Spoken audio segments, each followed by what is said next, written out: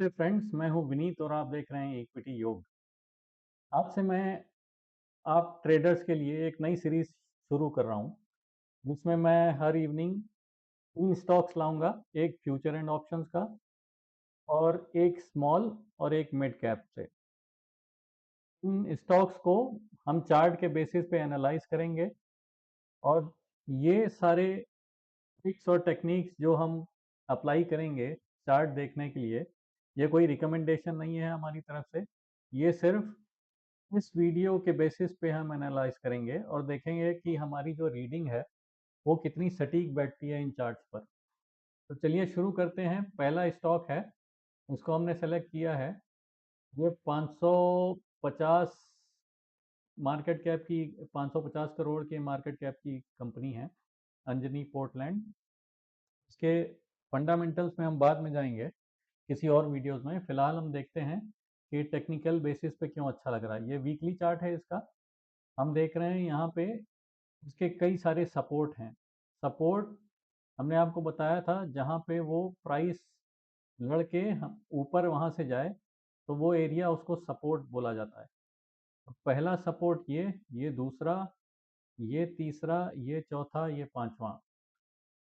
और आप देख रहे हैं कि पांचवी बार ये इस लेवल से सपोर्ट लेके ऊपर की तरफ जा रहा है। तो हमारा स्टॉप लॉस जो होगा वो 170 के नीचे का होगा वीकली क्लोजिंग पे, कि अगर फ्राइडे इसके नीचे अगर क्लोज होता है तो हमको ट्रेड से बाहर आ जाना है, अदरवाइज हम होल्ड करेंगे। हमारा होल्डिंग पीरियड होगा 2 से 3 हफ्ता और हमारा पहला टारगेट होगा ये लेवल 205 और दूसरा टारगेट 228।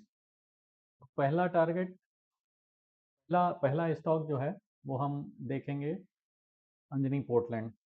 दूसरा स्टॉक है फ्यूचर हिंदुस्तान एरोनॉटिक्स का। ये फ्यूचर एंड ऑप्शन में है, लेकिन आप चाहें तो इसको कैश में भी ट्रेड कर सकते हैं। इसमें भी सेम स्टोरी है।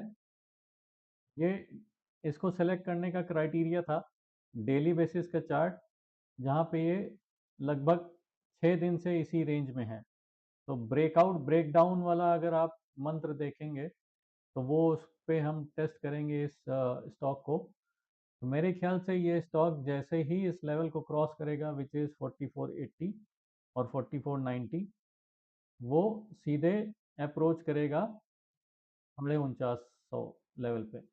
और वो एक बार क्रॉस होता है फिर अगेन ये हाई की तरफ दौड़ेगा। तो हमारा स्टॉप लॉस इस लेवल के नीचे वीकली क्लोजिंग, विच इज़ 4300, 4800। और हम होल्ड करेंगे पहला 4800 या 4900 लेवल के लिए और दूसरा टारगेट होगा 5500। 5500 आप लॉन्ग ड्यूरेशन टारगेट ले सकते हैं, लगभग 1-2 महीने के लिए, लेकिन 4900 जो है वो 1-2 हफ्ते के अंदर आ जाना चाहिए। तीसरा स्टॉक हम देखने जा रहे हैं MHRIL, महिंद्रा हॉलीडेज का स्टॉक है। इसमें भी सेम स्टोरी है, सपोर्ट एंड रेजिस्टेंस वाली। यहाँ पे इसने एक बार सपोर्ट लिया, ये दूसरा, ये तीसरा, चौथा, पांचवा ऑलमोस्ट ये, और ये छठा। तो आपको ट्रेड करना है, मतलब वैसे ट्रेड चेक करना है या टेक्निकल बेसिस पे चेक करने हैं, तो इस चार्ट को आप यहाँ पे अगर बाई करते हैं तो इसका पहला टारगेट होगा ये 429, दूसरा टारगेट होगा 475। तो ऑलमोस्ट यहाँ से इस लेवल से 80 रुपये ऊपर।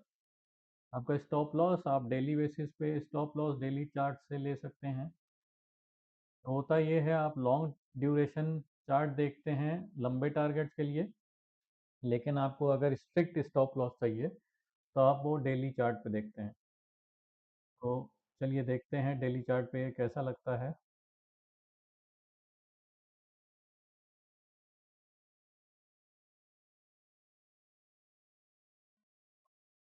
डेली चार्ट पे आप स्टॉप लॉस इस लकीर के नीचे रख सकते हैं, मतलब 370 के नीचे।